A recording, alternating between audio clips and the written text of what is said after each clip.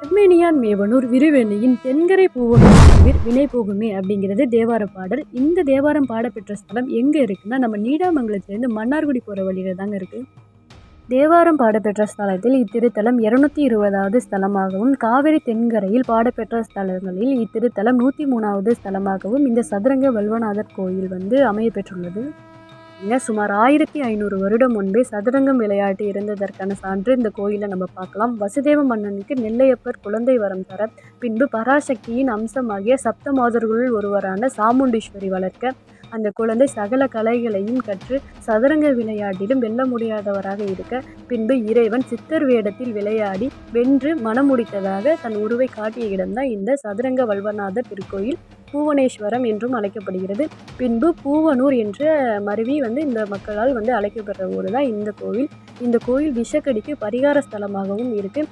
இது போன்ற பல சுவாரஸ்யமான தகவல்களுக்கு நம்ம பேஜை ஃபாலோ பண்ணிக்கோங்க.